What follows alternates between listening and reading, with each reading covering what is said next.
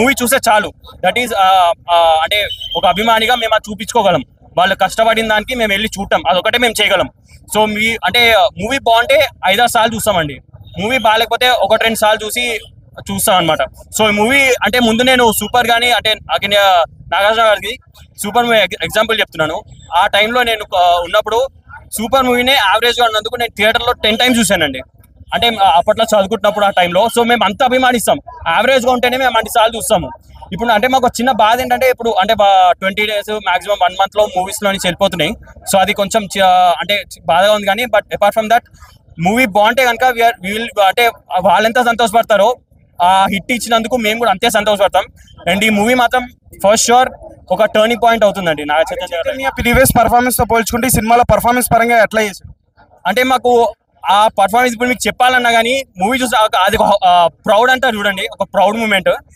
ఆ proud moment అండి fans కి మాత్రం ఫస్ట్ షూర్. అంటే ఈ మూవీ చూసిన తర్వాత ఆ మూవీ అంటే కలెక్షన్ అదంతా పక్కన పెడితే ఒక ప్రౌడ్ మూమెంట్ ఒక అభిమానిగా. అంటే ఆయన చేసిన పర్ఫార్మెన్స్ కి ఎమోషన్ మాత్రం చాలా బాగా పండించారండి. అంటే ఈ రేంజ్ లో చేస్తారని, ఇంత కష్టపడతారని మేము అస్సలు ఎక్స్పెక్ట్ చేయలేదు.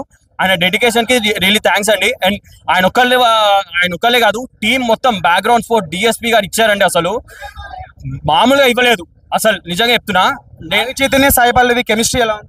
చాలా బాగుందండి. ఆల్రెడీ లవ్ స్టోరీలో చూసాము.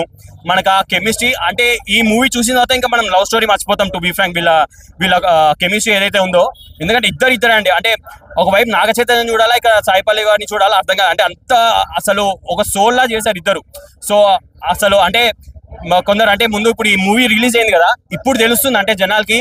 ముందు అంటే సాయి పల్లవి గారు డామినేట్ చేస్తారనే వర్డ్ ఏదైతే ఉందో, ఈ మూవీ చూసిన తర్వాత వాళ్ళిద్దరు ఒకటేలా చేశారు, ఒకళ్ళు ఎక్కువ ఒకళ్ళు తక్కువ అని మాత్రం ఫస్ట్ షూర్ గ్యారంటీగా తెలుస్తుందండి. అంటే హిట్ కోసం సాయి పల్లవిని పెట్టుకుంటారు అనేటువంటి ఒక టాక్ మొన్నటి వరకు కాదండి. ఇప్పుడు నాగ చైతన్య పర్ఫార్మెన్స్ కూడా నెక్స్ట్ లెవెల్ చేశారు, చాలా బాగా చేశారు. అంటే మీరు ఇప్పుడు ఆ మాట అన్నారు కదా సాయి పల్లవి గారు ఉంటే పర్ఫార్మెన్స్ అని.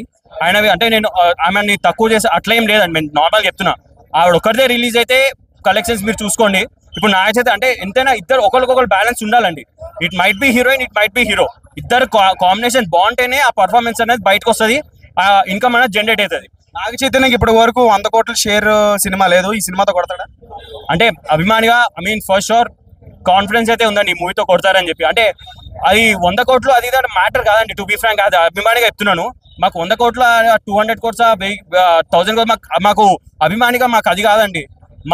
మా అభిమాన హీరో ఎంత కష్టపడ్డాడు, ఎంత బాగా చేశాడు, మాకు యాక్చువల్లీ కావాల్సింది అది. సో అది మాత్రం 100% డెలివర్ చేశారండి. ఆ 100%